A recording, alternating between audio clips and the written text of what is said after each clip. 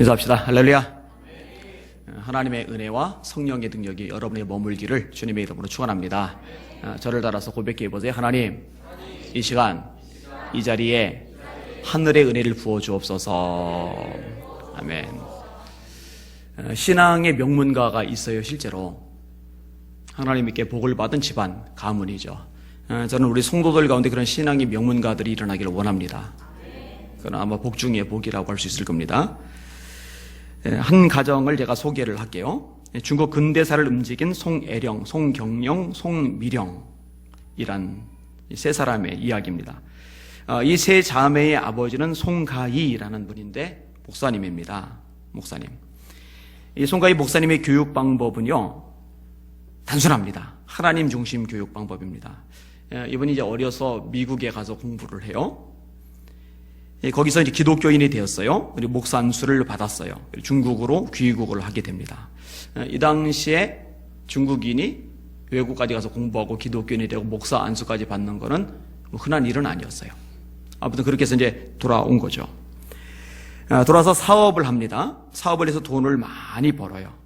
그리고 다른 한편은 인쇄소를 차립니다. 근데 사업을 하는 목적은 돈을 벌기 위해서인데 인쇄소를 차린 목적은 돈이 목적이 아니라 성경 제작이 목적이에요. 이 인쇄소를 통해서 성경을 계속 찍어내서 배포를 하는 거예요. 복음을 전하는 겁니다. 이 세 딸이 들어가기 낮게는 이제 미션 스쿨입니다. 그리고 이제 미국에 보내서 공부를 시키는데 재력에서는 이게 가능하겠죠. 그 이유가 뭐냐? 하나님의 좋은 일꾼이 되게 하기 위해서. 비전을 품고 좀 큰 세상을 보고서 스케일이 큰 딸들로 키우고 싶어서 이제 보낸 겁니다. 잘 자랐어요. 큰딸 송예령은 공상이라는 사람하고 결혼을 합니다. 중국 최고의 갑부 중에 한 사람입니다. 송경령은 손문하고 결혼합니다. 혹시 손문 아세요? 손문? 중국의 위인 꼽으면 첫 손가락에 꼽히는 인물이 손문입니다. 손문. 그 다음에 막내 송미령은 장개석과 결혼합니다. 혹시 장개석 아세요? 네, 대만 총통. 대만 초대 총통이죠. 그러니까는 손문도 사실 중국 전체의 지도자였고, 장개석은 이제 대만의 총통이었고, 하여튼 이런 사람들이 돼요. 근데요, 이 아버지가 딸 교육을 얼마나 잘 시키느냐. 자, 예를 들어서 막내딸 송미령, 장개석이 아니었던 이분이 살았던 곳이 메이링 궁입니다. 2층 거실 중앙벽에 예수님의 초상화가 이렇게 딱 걸려 있어요. 그리고 초상화 밑에는 성경책이 늘 놓여 있어요. 그리고 남편과 더불어 그 거실에서 늘 기도를 했답니다. 원래 결혼을 할 때 장개석은 기독교인이 아니었는데 결혼 조건이 뭐냐? 내가 당신에게 시집을 갈게요. 그런데 딱 한 가지 조건이 있습니다. 당신이 예수님을 믿겠다고 하면은 내가 시집을 갈 거고, 예수님을 믿겠다고 안 하면은 당신이 아무리 잘났어도 난 절대로 당신에게 시집가지 않습니다. 그런 거예요. 그래서 사실 와이프 때문에 같이 신앙생활을 하게 된 케이스입니다. 대단하죠. 저하고 몇 가지 일을 같이 하던 분 중에 김승규 장로님이라는 분이 있어요. 김승규 장로님. 법무부 장관을 지냈고 그리고 국정원장을 지냈죠. 대단한 분이에요. 이분이 이슬람을 막기 위해서 또 안티 기독교를 막기 위해서 전면에 나선 분입니다. 저를 좀 꼬시기도 했어요. 담임 목회할 사람은 한국교회 수두룩 하니까 목사님은 담임 목회 사임 하시고 자기랑 같이 일하자고 꼬셨는데 제가 그럴 리가 있겠습니까? 제 사명은 목사인데. 근데 이분에 대한 내역을 최근에 봤는데 재미나더라고요. 이분이 원래 팔남매더라고요. 팔남매. 장남이 김홍규 장로님, 전 순천 매산고 교장입니다. 차남이 김병규 장로님, 명보의 회장이고요. 삼남이 김성규 장로님, 유성 TNG 회장입니다. 사남이 김명규 장로님, 국가조찬기도회 회장을 지내셨죠. 국회의원이기도 하셨었고, 그 다음에 오남이 김승규 장로님, 아까 말했듯이 법무부 장관, 국정원장을 지냈어요. 그러면서 전부 다 이게 믿음 생활을 참 잘하는데요. 이 집안이 진짜 하나님 중심으로 모였더라고요. 연말이나 이제 새해 초가 되면 집안이 다 모이는데요. 모이는 목적이 뭔지 아세요? 일가 친척들을 만나가지고 집안 식구들 모여가지고서 얼굴 안면 익히고 또 안부 묻고 서로 즐거웠고 먹고 마시고 아니에요. 예배하기 위해서 모이는 거예요. 할렐루야. 예배를 위해서 모이는 거예요. 연말에는요, 한 해 동안 신구약 성경 통독한 가족에게 서로 선물을 줘요. 그리고 같이 찬양을 불러요. 그리고 연주를 하면서 하나님 앞에 영광을 돌린대요. 그래서 요거는 제가 최근에 읽었거든요. 김전도님은 예전부터 알았지만은 참 은혜가 되었어요. 신앙의 계승이라는 거, 이거는 굉장히 중요한 겁니다. 아버지의 신앙이 어머니의 신앙이 자식에게로, 할아버지의 신앙이 할머니의 신앙이 자식에게로, 이 디모데에게 그런 신앙이 있죠. 로이스, 유니게, 할머니, 어머니. 그 신앙이 이제 디모데에게까지 들어갔잖아요. 여기는 여러분들의 신앙이 여러분들의 자녀들에게도 잘 계승될 수 있기를 주의 이름으로 축원합니다. 시집안간 장가간 우리 형제 자매들은 시집장가 가서 그런 가문을 이루실 수 있기를 주님의 이름으로 축원합니다. 근데 사실 오늘 본문에 보면은요, 이 신앙 계승이 잘 이루어지지 않은 한 집을 보게 돼요. 놀랍게도 그게 사무엘의 집안입니다. 참 가슴 아픈 사연이 오늘 본문에 등장을 해요. 오늘 설교의 제목입니다. 따라합시다. 신앙은 반드시 계승되어야 한다. 한 번 더요. 신앙은 반드시 계승되어야 한다. 자, 오늘 본문에 보면 사무엘의 한계와 실수가 등장을 합니다. 1절부터 3절까지 같이 읽을게요.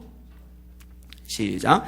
사무엘이 늙음에 그의 아들들을 이스라엘 사사로 삼으니 장자의 이름은 요엘이요 차자의 이름은 아비아라. 그들이 브엘세바에서 사사가 되니라. 그의 아들들이 자기 아버지의 행위를 따르지 아니하고 이익을 따라 뇌물을 받고 판결을 굽게 하니라. 사무엘은요, 이스라엘 역사상 전무후무할 만큼 뛰어난 지도자입니다.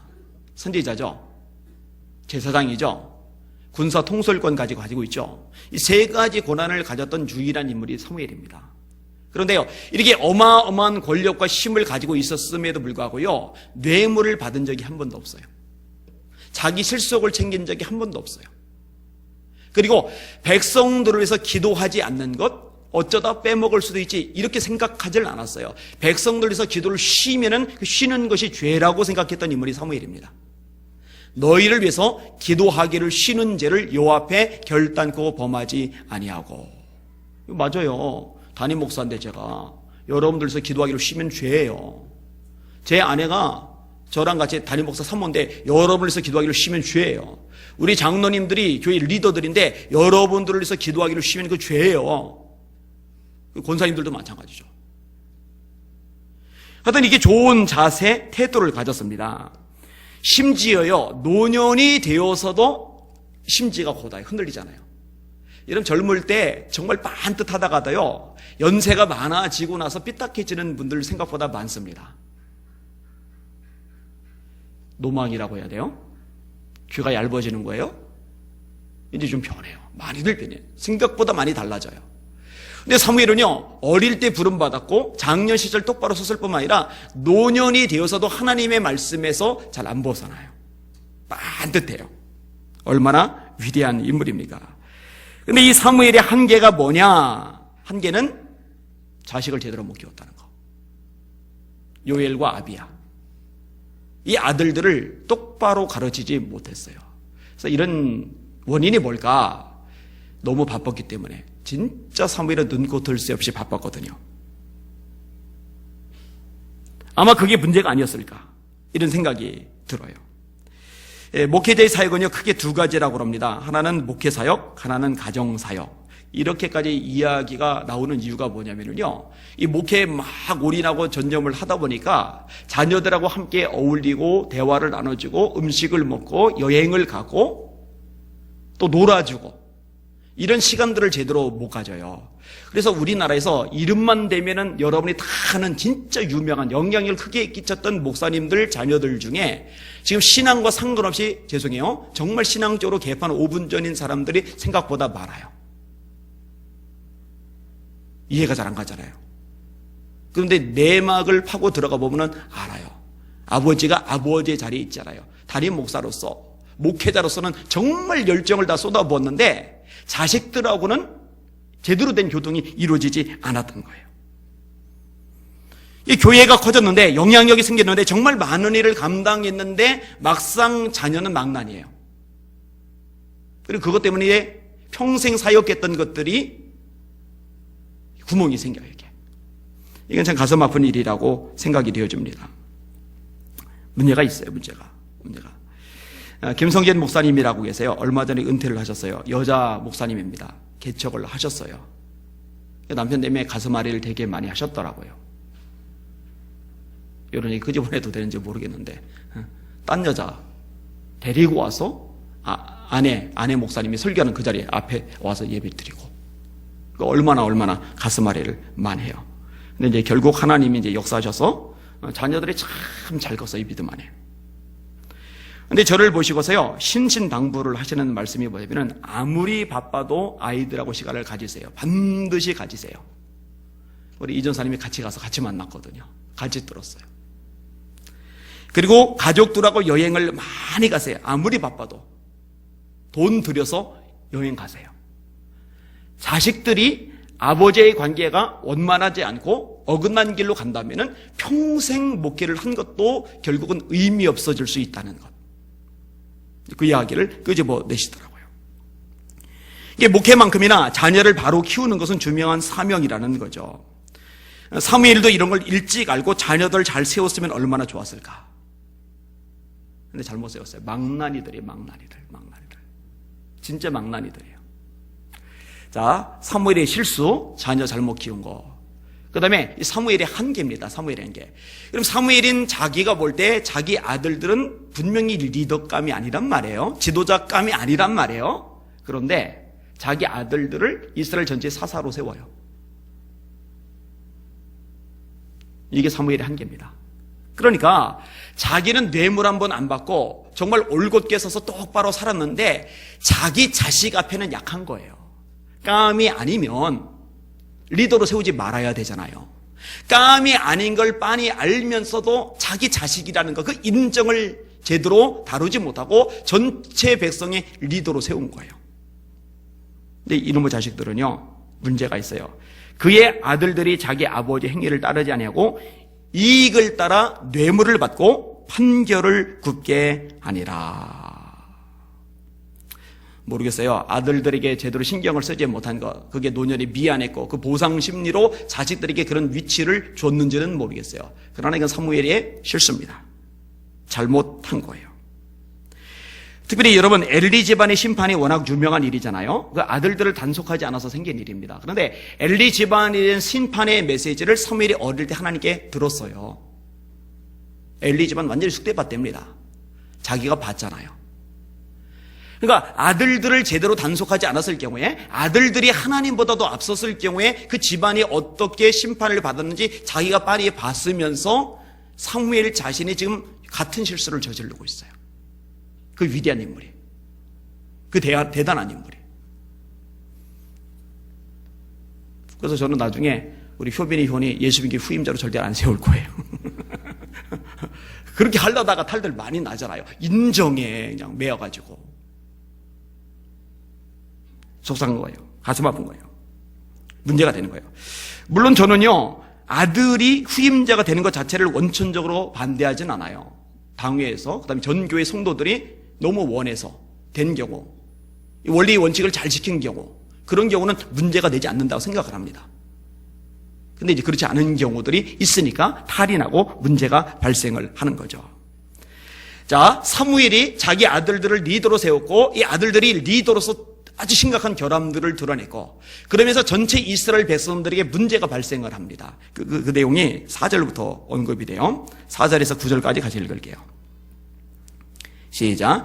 이스라엘 모든 장로가 모여 라마에 있는 사무엘에게로 나가서 그에게 이르되, 보소서, 당신은 늙고 당신의 아들들은 당신의 행위를 따르지 아니하니 모든 나라와 같이 우리에게 왕을 세워 우리를 다스리게 하소서 한지라. 우리에게 왕을 주어 우리를 다스리게 하라 했을 때에 사무엘이 그것을 기뻐하지 아니하여 여호와께 기도하며, 여호와께서 사무엘에게 이르시되, 백성이 네게 한 말을 다 들으라.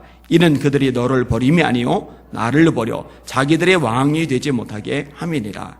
내가 그들을 애굽에서 인도하여 낸 날부터 오늘까지 그들이 모든 행사로 나를 버리고 다른 신들을 섬김같이 내게도 그리하는도다.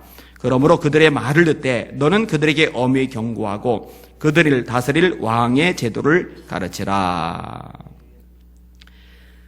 장로들이 모였어요. 사무엘에게 요청을 합니다. 다른 나라들처럼 우리들에게도 왕을 세워주세요. 여러분, 이게 문제입니다. 왜 문제냐면은 하나님이 통치하시는 게 이스라엘입니다. 하나님이 왕이신 게 이스라엘입니다. 그런데 세상 나라, 다른 나라들이 자기들의 눈에 볼 때 더 좋아 보인 거예요. 그게 더 매력 있어 보이는 거예요. 이건 이제 세속화 되었을 때 나타나는 특징입니다. 교회보다 세상이 더 좋아 보이는 거예요. 교회에서 예배 드리는 것보다, 교회에 모여서 기도하는 것보다, 교회에 모여서 성경 공부하는 것보다, 또 맡겨진 사명 감당하는 것보다 세상의 동창회, 동호회, 부녀회, 동기 모임, 친구들과의 모임, 이런 게 이제 더 좋아 보이죠. 교회 프로그램이나 시스템보다 세상 것들이 더 좋아 보이는 거죠. 여러분, 더 좋은 것과 더 좋아 보이는 것하고는 차이가 있습니다. 더 좋은 거는 진짜 좋은 거예요. 더 좋아 보이는 것은 더 좋은 것이 아닌데 마음을 빼앗겼기 때문에 좋게 보이는 거죠. 여러분, 선악과를 하와가 보았을 때요, 더 좋아 보였죠. 먹음직하고 보암직하고 지혜롭게 할 만큼 탐스럽기도 한 나무인지라. 질문: 이 선악과가 동산에 있는 다른 나무 열매보다 더 좋아요? 아니면 동산 중앙에 있는 생명나무 실과보다 선악과가 더 좋은 거예요? 아니요. 선악과보다 생명나무 열매가 훨씬 더 좋은 거예요. 그런데 생명나무 열매보다 선악과가 더 좋게 보여요. 왜 그게 더 좋게 보였을까요? 마귀에게 속아다 먹었거든요. 너 그거 먹으면은 네 눈이 밝아져서 하나님처럼 돼. 거기에 쏠딱 마음을 뺏기고서 보니까 좋아 보이는 거예요. 다시 원점으로 돌아서, 이런 세상에는 수많은 제도, 시스템, 문화, 즐거움, 모임, 만남, 그게 진짜 더 좋아요? 아니에요. 근데 거기에 마음을 빼앗기고 나서 보니까 그런 것들이 좋아 보이고 매력 있어 보이고 재미나 보이는 거예요. 여러분, 하나님에게 마음을 빼앗기면은요, 하나님 앞에 와서 예배 드리는 게 더 좋아 보이게 되어 있어요. 하나님께 마음을 홀딱 빼앗기게 되면은요, 하나님 앞에 모여서 기도하는 것들이 가장 좋아 보이게 되어 있어요. 이 결국은 이 마음의 문제인 거죠. 제가 요즘 종종 말하는 구절이죠. 잠언 4장 23절. 무릇 지킬 만한 것보다 더욱 내 마음을 지켜라. 생명의 근원이 이에서 나는 줄 알미니라. 오늘 본문에서요, 깝깝한 이유가 뭐냐면요, 한두 사람, 일부 장로들이 이런 요구를 한 게 아니라 오늘 본문에 뭐라고 했느냐, 모든 장로가 사무엘 찾아와서 똑같이 요구하는 거예요. 모든 장로가. 왜 이렇게 연합이 잘 돼요? 왜 이렇게 단결이 잘 돼요? 문제죠, 문제. 단 몇 명이라도 나서서 반대를 해야 되는데 반대하는 인간이 하나도 없어요. 다 모여드는 거예요. 다 모여드는 거예요. 사무엘이요, 기쁘지 않아요. 사무엘이 그것을 기뻐하지 아니하여 라고 되어 있어요. 이유는 두 가지입니다. 첫째 이유는 신앙적으로 옳지 않은 일이니까.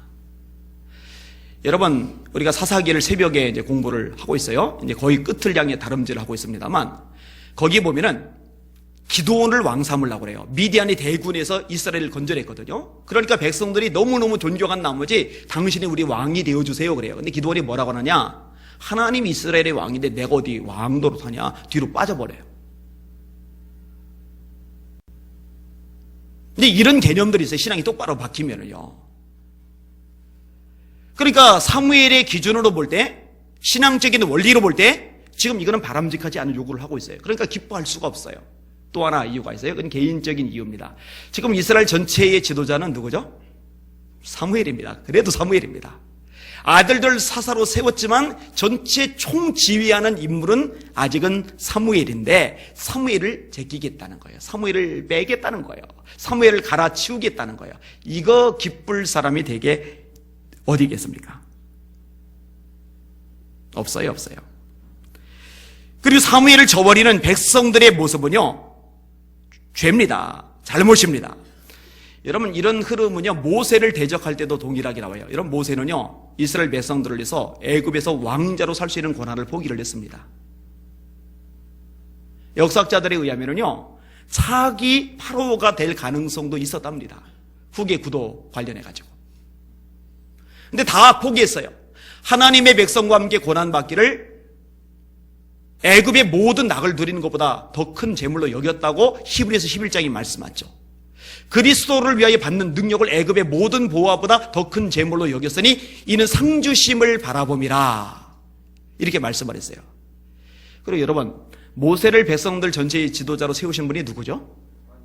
하나님이. 어디서 세우셨어요? 어디서 부르셨어요? 그게 출애굽기 3장이죠. 호렙산에서 떨기나 불불꽃 가운데서 하나님이 모세를 지도자로 임명을 하신 거예요. 근데 백성들이 모세를 가르치우려고 했던 적이 있었죠. 그런 패턴으로 지금 사무엘을 가르치우려고 하고 있는 거예요. 여러분, 진짜 깝깝하죠? 그런데요, 이게요, 현대 교회에서도 고스란히 이런 모습이 나타날 수 있어요. 이 목회자들에서 말씀을 받아 먹었어요. 기도를 받았어요. 은혜를 입었어요. 그런데 감정 상하면은요, 그 다음에는 목회자고 뭐가 없어요. 이런 사람 있어요. 제가 대전 쪽에 어떤 목사님 만나서 얘기하다가, 그 교회 이름은 얘기 안 할게요. 끔찍한 얘기를 들었는데, 교인이 감정 산다고 강대상에다 뱀 풀어놨어요. 와, 난 그 소리 듣고 기절하는 줄 알았어요. 제가 장담컨대 우리 교회는 절대로 그럴 사람은 없습니다. 여기다 살모사 까치독사 몇 마리 풀어놓을 사람 누가 있겠어요, 그죠? 혹시 해보고 싶은 분? 없죠? 모세 돌 들고 쳐주려고 그랬는데 여기는 뱀을 풀었어요, 뱀을요. 불쌍한 거죠, 불쌍한 거죠. 자기 마음이 안 내키면은요, 수근거리고 비방하고 공격적이 되는 교인들 되게 많아요. 여러분, 성경은요, 지도자에 대해서 어떻게 대할 것인지 분명하게 가르쳐 줍니다. 히브리서 13장 17절이죠. 따라합시다. 너희를 인도하는 자들에게 순종하고 복종하라. 순종과 복종의 차이 아세요? 순종은 기쁘게, 복종은 안 내켜요. 안 내키지만 하나님이 세우셨으니 따르는 게 복종입니다.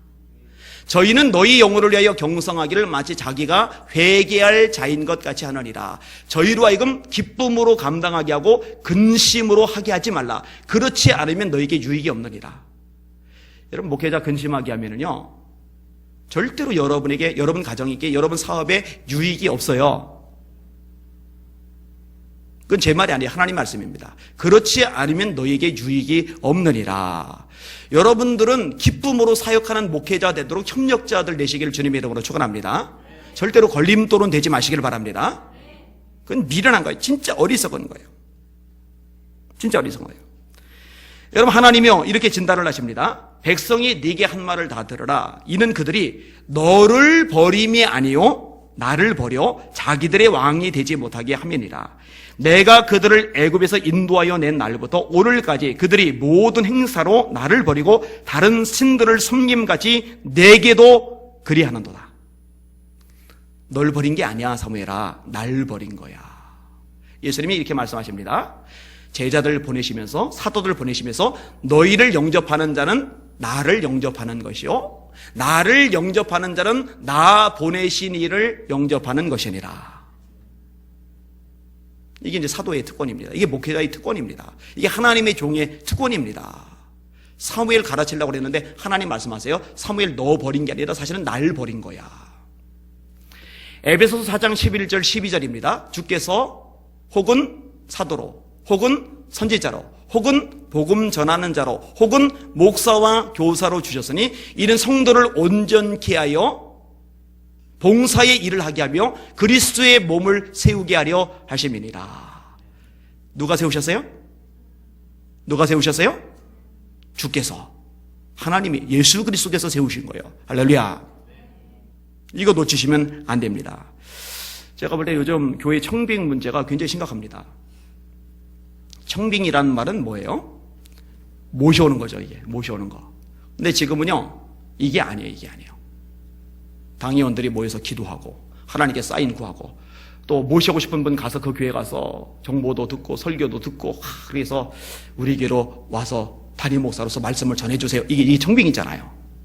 지금 어떻게 하느냐, 신문 같은 데다 딱 공고를 내요. 우리 교회 담임 목사 뽑을 테니까 이력서 내라. 그럼 수십 동, 규모 있는 교회는 수백 동 쌓여요. 요즘은 자리가 너무 없다 보니까요, 시골에는 20, 30명 교회의 담임 목사 자리도요, 이력서가 막 이렇게 수두룩하게 쌓이는 거예요. 그럼 서류 쫙 쫙 늘어놓고서요 걸러내는 거예요. 그리고 요 사람들 와서 이제 설교해보고 선 보는 거예요. 선 보는 거. 그리고 낙점하는 거예요. 누가요? 장로님들이. 그러니까 어떤 문제가 생기냐면요, 굉장히 많은 수십 명, 수백 명 중에 우리가 고른 사람, 우리가 데려온 사람, 내가 데려왔다. 그러다 보니까 하나님이 세우셨다는 의식이 없어요. 하나님이 세우셨다는 의식이 없으니까 순종이 안 돼요. 그래서 마음에 안 들면 또 내보내요. 밀어내요. 그리고 또 다른 사람 불러들여요. 이런 교회들 지금 수두룩합니다. 싹군 목사 때문에도 큰일이지만 이 정신 나간 장로들 때문에도 진짜 큰일이에요. 다시 말합니다. 데려오는 게 아니에요. 불러다 앉히는 거 아니에요. 모셔오는 거예요. 그리고 의식이 명확해야 됩니다. 하나님이 세우셨다. 하나님이 세우셨다. 오늘 말씀을 준비하면서 이런 부분들에 대해서 아주 심각성을 더 느끼게 돼요. 하나님이 세우셨다. 이렇게 돼야 돼요. 다시 원정으로 돌아옵니다. 하나님이 세우셨는데 하나님이 세우신 사무엘을 빼겠다는 거예요. 그리고 왕 하나 세우겠다는 거예요. 하나님이요? 그럼 그렇게 해라. 이래요. 여러분, 여기서 우리가 주의할 점이 있는데 하나님의 허용이 전부 다 하나님의 인정은 아닙니다. 여러분, 아버지 엄마가 그래 그럼 네 마음대로 해라, 이게 다 인정은 아닙니다. 그죠? 하도 고집을 부리면 그럼 네 마음대로 해라, 손을 좀 놓는 거예요. 한 걸음 뒤로 물러나는 거예요. 자, 다음 얘기 좀 다룰게요. 자, 사무엘이요, 이 백성들의 이런 태도, 장로들의 이런 태도가 잘못된 것인 줄 알기 때문에 설득을 해요. 근데요, 고집 부리면서 귀를 틀어막고 안 듣습니다. 10절에서 마지막 절까지 22절까지 내용이 긴데 같이 읽어볼게요. 시작. 사무엘이 왕을 요구하는 백성에게 여호와의 모든 말씀을 말하여 이르되 너희를 다스릴 왕의 제도는 이러하니라. 그가 너희 아들들을 데려다가 그의 병거와 말을 어거하게 하리니 그들이 그 병거 앞에서 달릴 것이며 그가 또 너희의 아들들을 천부장과 50부장을 삼을 것이며 자기 맏을 갈게 하고 자기 추수를 하게 할 것이며 자기 무기와 병거의 장비도 만들게 할 것이며 그가 또 너희의 딸들을 데려다가 향로 만드는 자와 요리하는 자와 떡 굽는 자로 삼을 것이며 그가 또 너희의 밭과 포도원과 감람원에서 제일 좋은 것을 가져다가 자기 신하들에게 줄 것이며 그가 또 너희의 곡식과 포도원 소산의 11조를 거두어 자기의 관리 신하들에게 줄 것이며 그가 또 너희의 노비와 가장 아름다운 소년과 나귀들을 끌어다가 자기 일을 시킬 것이며 너희의 양떼의 10분의 1을 거두어 가리니 너희가 그의 종이 될 것이라. 그날에 너희는 너희가 택한 왕으로 말미암아 부르짖되 그날에 여호와께서 너희에게 응답하지 아니하시리라 하니 백성이 사무엘의 말 듣기를 거절하여 이르되 아니로소이다. 우리도 우리 왕이 있어야 하리니 우리도 다른 나라들 같이 되어 우리의 왕이 우리를 다스리며 우리 앞에 나가서 우리의 싸움을 싸워야 할 것이니라 하는지라. 사무엘이 백성의 말을 다 듣고 여호와께 아뢰매 여호와께서 사무엘에게 이르시되 그들의 말을 들어 왕을 세우라 하시니 사무엘이 이스라엘 사람들에게 이르되 너희는 각기 성읍으로 돌아가라 하니라. 상당히 긴 내용이 줄줄줄줄 연거가 돼요. 왕이 나타났을 경우에 너희들이 이런 부담들을 가지게 될 거야. 그가 너희 아들들을 데려다가 그의 병거와 말을 어거하게 하리니 그들이 그 병거 앞에서 달릴 것이며.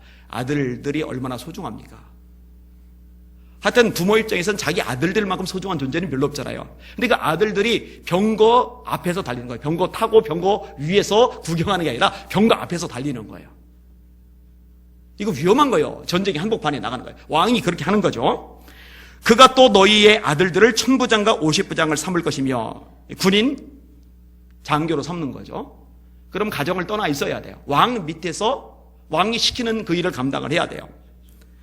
자기 밭을 갈게 하고 자기 추수를 하게 할 것이며 자기 무기와 병거의 장비도 만들게 할 것이며 아들들을 잘 키워놨으니 이제 아버지를 도와 이제 어머니를 도와 집안일 하고 가게 보탬이 되어야 되는데 왕이 데려다가 왕의 일을 시키는 거예요. 왕이 기구 만드는 일을 시키는 거예요. 집안일을 못 거들어요. 그가 또 너희의 딸들을 데려다가 향로 만드는 자와 요리하는 자와 떡 굽는 자로 삼을 것이며 여러분 딸이 얼마나 귀중해요. 소중해요. 시집 잘 보내서 편하게 살게 하고 싶을 텐데 왕이 데려다가 굳은 일 시키는 거예요.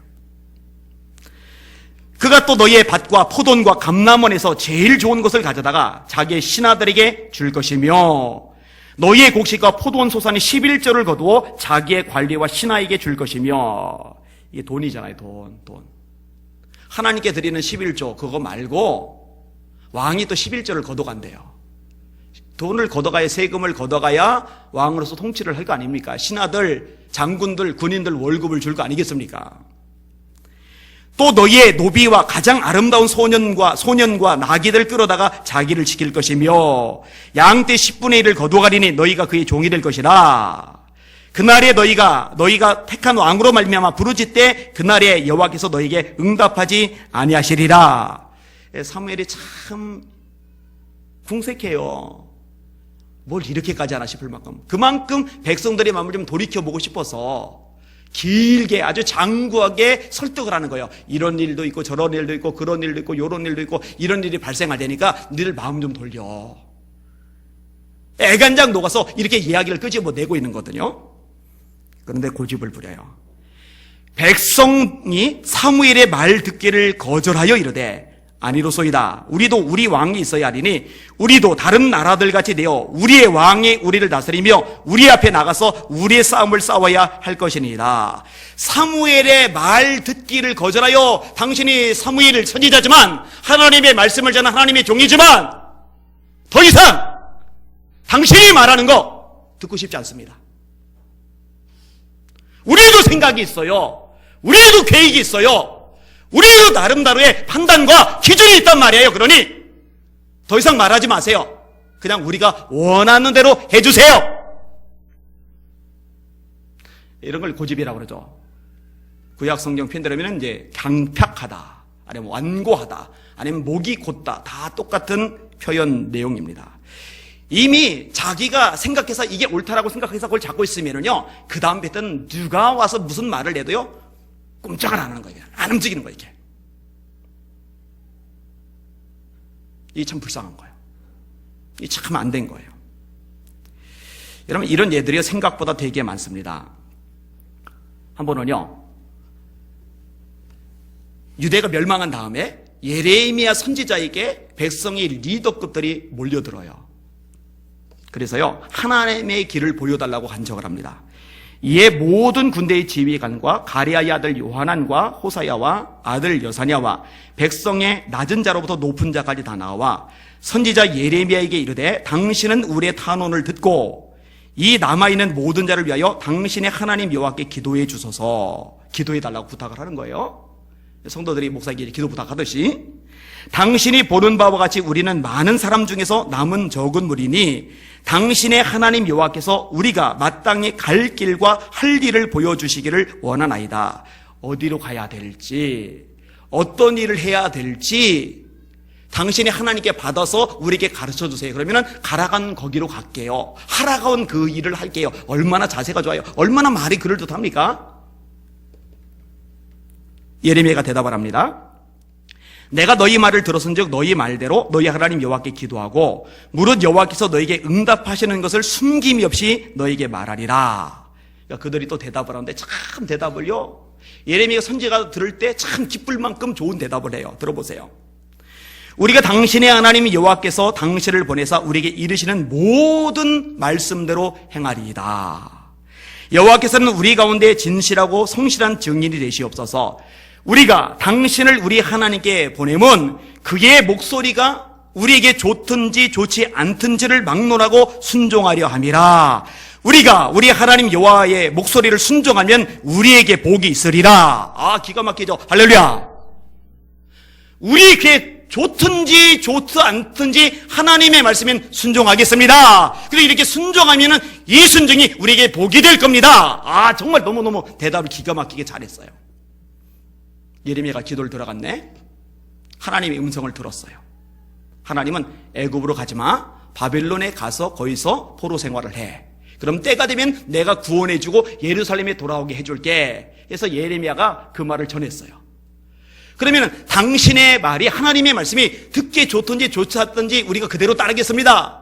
그리고 아까도 가라는 그 길로 가고 하라는 그 일을 하겠습니다. 그러면 해야 되잖아요. 읽어드릴게요.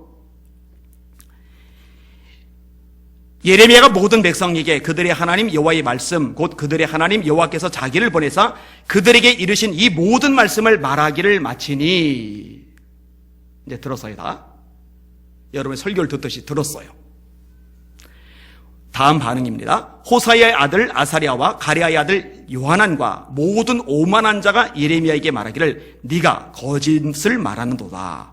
우리 하나님 여호와께서 너희는 애굽에서 살려고 그리로 가지 말라고 너를 보내어 말하게 하지 아니하셨느니라. 하나님의 말씀인 줄 빤히 알면서 순종하지 않으려면 마음에 걸리니까 이제 예레미야를 걸고 넘어진 거예요. 너 지금 거짓말하는 거야. 네 입에서 나온 말은 하나님 말씀이 아니야. 뭐지 이거? 이거 도대체 뭐지?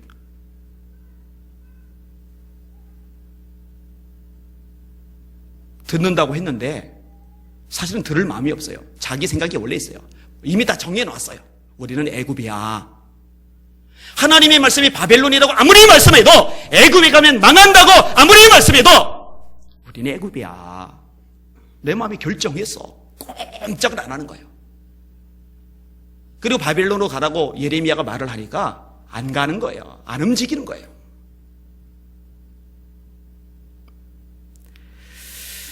여러분 이게 실제로 있어요. 지난 주일날 연합예배가 있었어요. 제가 광고를 했어요. 평소에 오예배 빠지던 사람도 다 가서 같이 예배를 드리자. 제가 이번 주간 굉장히 감사했던 게 뭐냐면 시청 앞에서요 20만에서 30만 명 되는 성도들이 모였어요. 제가 국민일보 통해 그 기사 읽고 그 전에 또 온라인 통해 그 기사를 보고서 얼마나 감격했는지 몰라요. 한국교회가 다시 연합하기 시작했구나. 다시 나라를 위해서 함께 모여 기도하기 시작했구나. 이거는 살 길입니다. 이 지역도 역시 마찬가지죠. 질문. 여러분 그럴 때 함께 모여 기도하는 것이 하나님의 뜻일까요? 다른 곳으로 새는 것이 하나님의 뜻일까요? 미리 가서 앞자리에 앉고 예배 준비하세요. 그대로 순종한 분들이 있어요. 그런데 센 사람도 있어요. 남녀전대 회장쯤 되면은 본사쯤 되면은 다른 사람들 추스려서 우리 같이 가자. 이럴 때 같이 가서 나라를 위해서 기도하자. 이럴 때 같이 모여서 우리 금천구의 부흥을 위해서 기도하자. 이래야 되잖아요. 하나님이 말씀하시면 순종할게요. 그렇죠? 그렇게 순종해야 우리가 복받죠. 우리 집안이 복받죠. 하나님께서 길을 열어주시죠. 말은 잘해요. 말은. 근데 막상 순종해야 될 때 그때는 안 움직이는 거예요. 고집 부리는 거예요. 그런 거예요. 이건 가짜입니다. 이건 엉터리입니다. 이건 뭔가 근본적으로 잘못이 되었어요. 청년들이 안 보여요. 제가 1부 예배 때는 꼼짝 안 하고 있다가 이제 2부 특강 때 카메라 들고 이제 찍느라고 뒤로 가면서 쭉 훑어봤는데 청년들이 잘 안 보여요. 그래서 나중에 이렇게 5층에 있었더라고. 나 니들 안 온 줄 알아서 그래요. 그럴 리가요. 그런데 청년만도 못해요. 리더들이. 잘 들으세요. 듣고 깨달으십시오. 듣고 회개하십시오. 듣고 똑바로 신앙생활 하시길 바랍니다. 오늘 본문을 다루다 보니까 이야기를 안 끄집어낼 수가 없었어요. 사실은요. 왜냐하면 말씀에서 가르쳐주고 있으면 그대로 적용을 해줘야 되는 거니까. 움직이는 신앙인들 되시기를 예수님의 이름으로 축원합니다. 그게 건강한 신앙입니다. 그게 바람직한 신앙입니다. 말씀을 정리하겠습니다.